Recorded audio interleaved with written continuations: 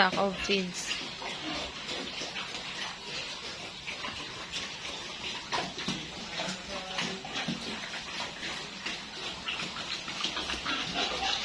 Alam nyo, nagpa-deliver ako ng feeds na Vita-Rich. Alam nyo naman na Vita-Rich product yung ginagamit ng aking mga inahing baboy. Ito ay Oink Hog Lactating Pellets and Hog Breeder Pellets 50 kilos.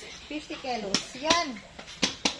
Nagpa-deliver ako mga ka-oink ng pinsan, sabay-sabay. But ito naman yung ginagamit ko sa piglets. Vita-Rich Hog Pre-Starter Pellets. This is a 25 kilos. Yan mga ka-oink. Malaking-laking pera ito mga ka-oink kasi insing sako na hog breeder. Tag lactating ko na limang sako yung in-order ko. 3 sako yan eh. Meron ako dun sa loob ng bahay. Mga ka-oink, hindi pa sila natapos sa paghakot. O, kulang pa yan mga ka-oink. Antay-antay muna tayo. I-update ko kayo mga ka-oink. Saka ano ko lang mga ka-oink ng mga alaga ko. Nabigay ko lang ng pagkain. At alam niyo naman kanina, oy! Emily!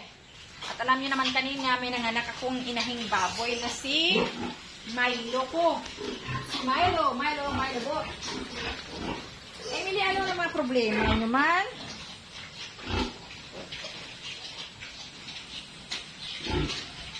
So, yan mga oink. Anak yan ni Emily at saka si Emily Kumalo Pigs.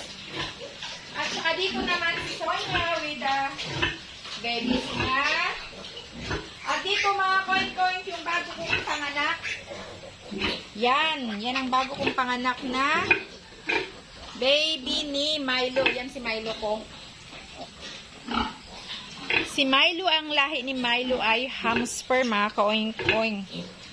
Large white yung ano niya, yung barako yung ano sa kanya. Milo, what's going on? Is your baby?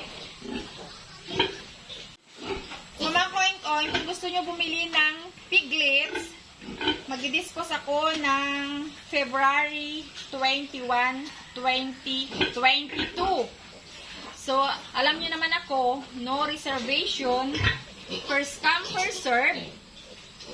Minakulit ko agad mga ka-oink yung payments para sure ba nga kukunin nila. Hindi ako talaga nagpapareserve ng mga piglets ko dito mga ka-oink.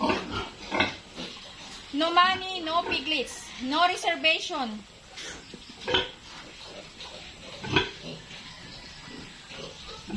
Yan mga ka-oink yung rolls ko.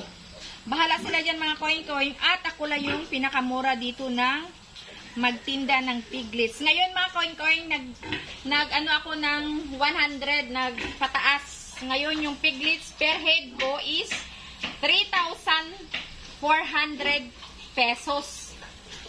Pero mga ka-oink, nagbibigay ako ng free na in case na diarrhea yung ating piglets, nagbibigay ako yan ng free isa kashe at saka yung isa kashe din na pangpurga. Once na doon na sa inyo yung piglets sa binili nyo sa akin, 1 week, purgahin nyo doon para tuloy-tuloy yung paglaki ng piglets nyo. So guys, ito na ang 23 packs of feeds. Lactating and breeder and hog pre-starter.